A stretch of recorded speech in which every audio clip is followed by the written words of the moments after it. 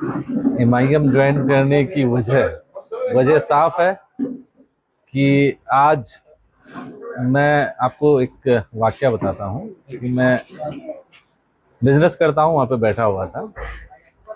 एक ऐसे आदमी मेरे पास आया जिसको शायद के मतलब पढ़ाई लिखाई के बारे में कुछ नहीं पता है। तो उनसे जब पॉलिटिक्स के बारे में बात हुई, वही चल रही थी, कुछ लोग बैठे हुए थे, तो पॉलिटिक्स के बारे में बात हुई। तो जब एमआईएम की बारी आई तो उन्होंने कहा कि हम लोग एमआईएम को वोट करेंगे। काहे? मैंने कहा क्यों वोट कीजिएगा भाई? तो बोले 2% वाला आज हेलीकॉप्टर में घूम रहा है और हम लोग 18% वाले जो हैं हम लोग कहीं के नहीं हैं।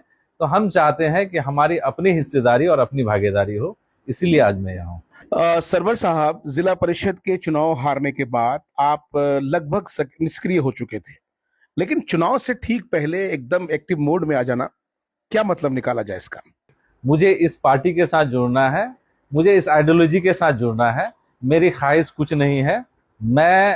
आपने कहा कि आप इलेक्शन हारने के बाद, हाँ, मैं थोड़ा सा, क्योंकि आपको पता है कि पॉलिटिकल, जब मैं जिला परिषद हारा उसके बाद फिर किसी को चेयरमैन बनाने के लिए रात दिन एक किया और फिर उसमें हम जीत भी हासिल किए। उसके बाद कुछ परिस्थितियां ऐसी आई कि फिर मुझे अपने बिजनेस की तरफ थोड़ा मूव करना पड़ा।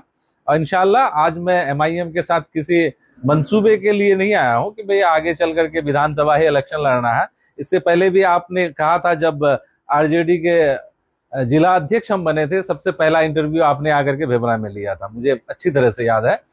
तो आपने कहा था कि क्या इलेक्शन लड़ना, मैंने कहा था कि तब भी मैंने कहा था कि इलेक्शन लड़ना मेरा मकसद नहीं है।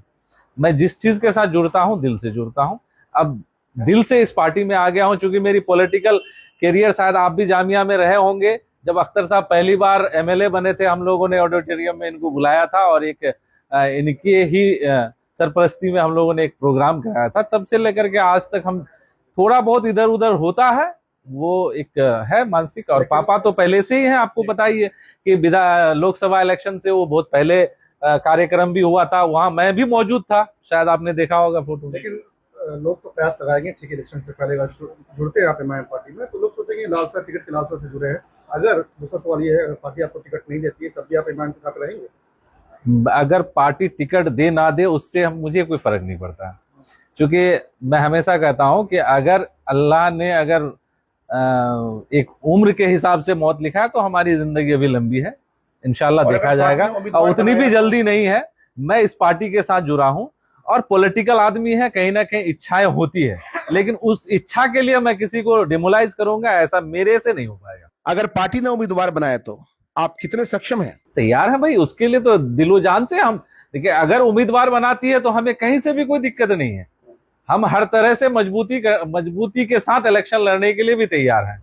और नहीं भी बनाती है तो पार्टी के जिस भी कैंडिडेट को एमआईएम टिकट देगी उसके साथ कंधे से कंधा मिला करके उसको जिताने का काम करेंगे। ऐसा हम लोग सिर्फ अपने लिए पार्टी में नहीं आए हैं, पार्टी को मजबूत करना, अख्तर उल ईमान साहब को मजबूत करना है।